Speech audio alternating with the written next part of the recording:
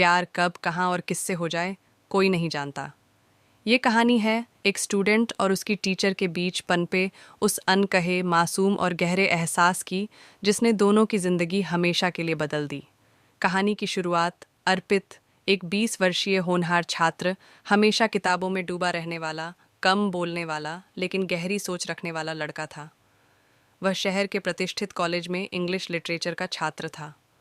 College के पहले ही दिन उसकी मुलाकात हुई उसकी क्लास की नई टीचर साक्षी मैम से। साक्षी मैम की उम्र लगभग 26 साल थी। वे कॉलेज की सबसे यंग टीचर थीं। उनकी पढ़ाने की शैली अलग थी, बिल्कुल सहज, व्यावहारिक और हर स्टूडेंट को समझने वाली। उनकी आवाज़ में एक ख़ास आकर्षण था और उनका व्यवहार हर स्टूडेंट को प्रेरित करने वाला था। पहले ही दिन से अर्पित को साक्षी मैम की बातें बहुत ख़ास लगने लगीं। जब भी वे क्लास में आतीं, अर्पित का ध्यान उनके शब्दों पर रहता। धीरे धीरे यह आकर्षण बढ़ता गया। वो अनजाने एहसास अर्पित को यह समझने में ज़्यादा समय नहीं लगा कि वह साक्षी मैम की ओर खींच रहा था। यह बस आकर्षण था या कुछ और, ये वह खुद भी नहीं समझ पा रहा था। जब भी साक्षी मैम क्लास में आतीं, उसकी धड़कनें तेज़ हो जातीं। उनकी मुस्कान देखकर उसका दिन बन जाता। एक दिन जब साक्षी मैम ने अर्पित को क्लास के बाद बुलाया, तो उसका दिल ज़ोर ज़ोर से धड़कने लगा। अर्पित, तुम क्लास में बहुत ध्यान से सुनते हो और तुम्हारे असाइनमेंट्स भी सबसे बेहतरीन होते हैं, उन्होंने तारीफ की। थैंक यू मैम, अर्पित ने धीरे से कहा, लेकिन उसकी आंखों में चमक थी। साक्षी मैम मुस्कुराईं। तुम एक अच्छे राइटर बन सकते हो अगर तुम इस दिशा में मेहनत करो। उस दिन के बाद से अर्पित का जुनून और बढ़ गया। वह उनके हर शब्द को याद रखता, उनकी पसंद की किताबें पढ़ने लगा और उनके पढ़ाने के तरीके को आत्मसात करने लगा।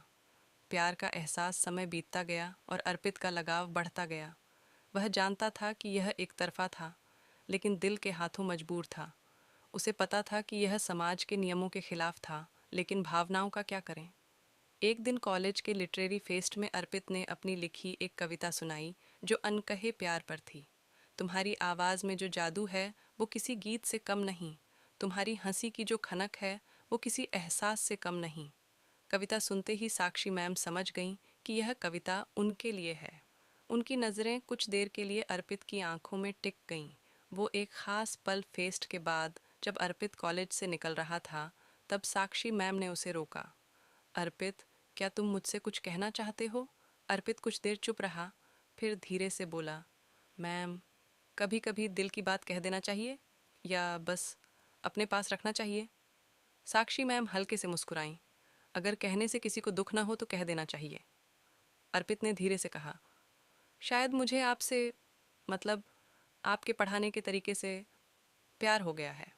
साक्षी मैम को यह सुनकर हल्की हंसी आ गई, लेकिन उनकी आंखों में समझदारी थी।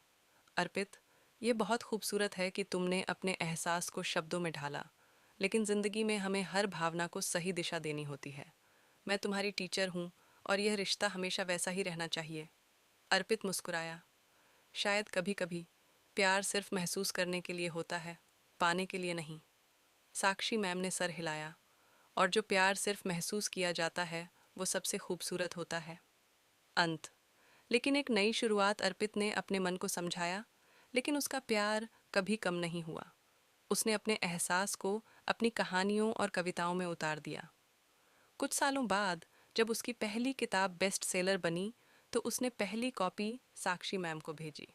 अंदर सिर्फ एक लाइन लिखी थी, आपके पढ़ाने के तरीके से शुरू हुआ मेरा प्यार अब शब्दों में बदल गया है।